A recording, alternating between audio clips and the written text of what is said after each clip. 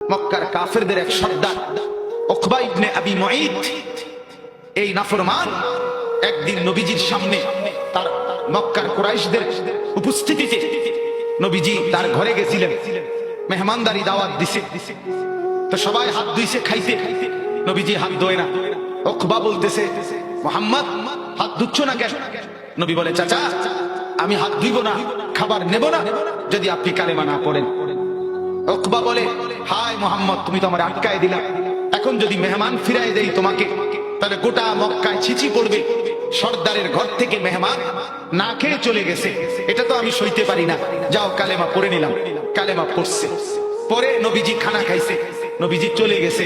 সব কাফের সর্দার এগুলো, উমাইয়া ইবনে খালদ, আস ইবনে ওয়াইল, আবু জাহেল, আবু লাহাব, এই নাফরমানরা এবার উকবা ইবনে আবি মুঈতকে একবারে টাচছে, দোস্তে দাতা দিয়া, এই দোস্ত বন্ধু কামটা করলা কি?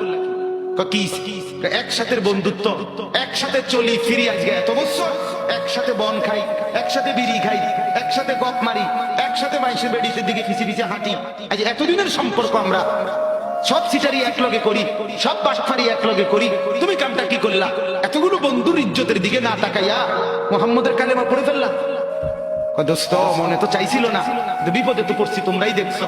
কালেমা না পড়লে সে তো চলে যাবে, তাইলে তো আমার বদনাম হবে, মেহমান ফিরে গেছে, সেটা তো আমি চাচ্ছিলাম না। অন কি করতাম কও?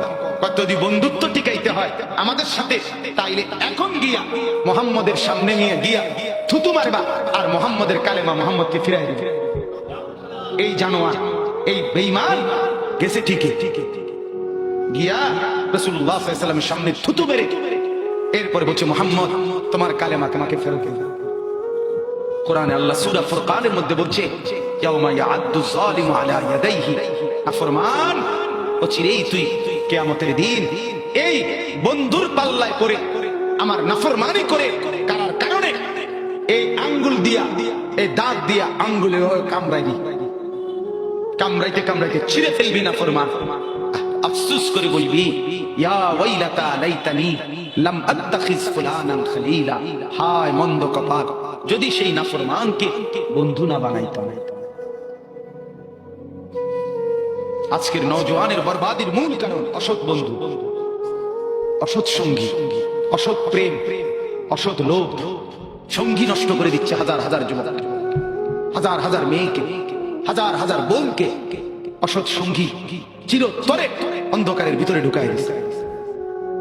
আল্লাহ তাআলা বলেন, আদাল্লাহুল্লাহ, আমি এক নম্বরে মনের চাহিদা গুনার মধ্যে ডুবে থাকলে পথ ভ্রষ্ট করে দেই।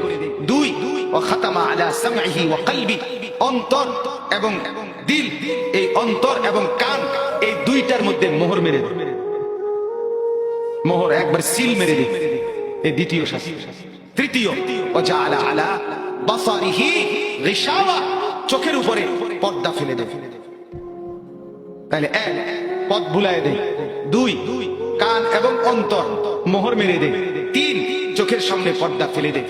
এবার বলেন তো ভাই, চোখেও আর দেখে না হক, কানেও আর হকের কথা শুনে না, দিলেও আর হকের কিছু বোঝে না, আর পথও খুঁজে পায় না, এই লোকটার পরিণতি কি? ফামান ইয়াহদিহি মিন বাদিল্লাহ।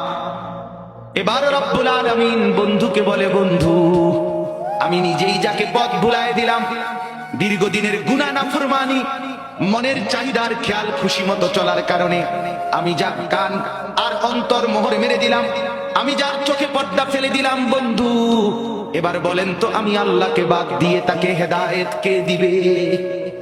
আব্দুল কাদের জিলানী, জুনায়েদ বাগদাদী, জুনায়েদ বাগদাদীর বাপের ক্ষমতা আছে, কথা বলেন না কেন?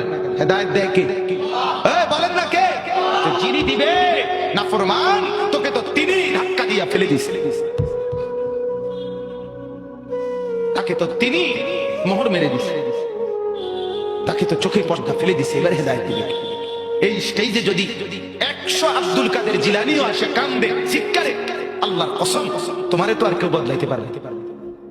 যদি পারতো তো রাসূলুল্লাহ সাল্লাল্লাহু আলাইহি ওয়াসাল্লাম তো নবীজির চাচা আবু তালেবকে ঈমানদার বানাইতে পারতো, পারতো কিনা বলেন না? কি পরিমাণ কাদা কাঁদছে নবী সাল্লাল্লাহু আলাইহি ওয়াসাল্লাম আবু তালেবকে কালেমা পড়াবার জন্য, কি পরিমাণ কাঁদছে। চেষ্টা করছে, শেষ মুহূর্তে বলছে চাচা চাচা কালেমাটা পড়েন না চাচা। বলছে না, মানুষের কাছে বেইজ্জতি হব, পড়বো না, মানুষ লজ্জা দিবে। আল্লাহ নবী সাল্লাল্লাহু আলাইহি ওয়াসাল্লাম বলছে কানে কানে বলেন, আমি কাউকে শোনাবো না, আমি শুধু হাসরের মাঠে বলবো, মৃত্যু পর্যন্ত চাচা ওয়াদা দিলাম জগৎবাসীকে শোনাবো না আপনি ঈমান আনছিলেন। কানে কানে কন। আবু তালেব বলছে না, কানে কানেও বলবো। এবার নবী বলে চোখের পানি ফেলতে ফেলতে, চাচা এমনও কইতেন না তো, ঠিক আছে চাচা আমি কালেমাটা পড়ি, আপনি শুধু ঠোঁটটা নাড়েন, আপনি শুধু ঠোঁটটা নাড়বেন, আমি হাসরের দিন বলবো মাওলা আমার চাচা কালেমা পড়ছিল এই জন্য ঠোঁট নাড়ছে, এর সুযোগ দেন। চাচা বলছে না না না আমি ঠোঁটও নাড়বো না। আল্লাহ নবী তখন অঝরে কাঁদতেছিলেন আর চোখের পানি ফেলে বললেন, চাচা আপনি জাহান্নামের আগুনে জ্বলবেন, আমি সইব কেন? আবু তালেব নাফরমান তখন কি বলছে জানেন? আন্নারু খায়রুম মিনাল আর। মুহাম্মদ, মানুষের কাছে লজ্জা পাওয়ার চাইতে আগুনে জ্বলা অনেক অনেক। বাপ, নিজেদের জিন্দেগিতে একবার ভাইবা দেখেন, আমিও ভাবি আপনিও ভাবেন এমন আচরণ আমার মধ্যে আছে কি?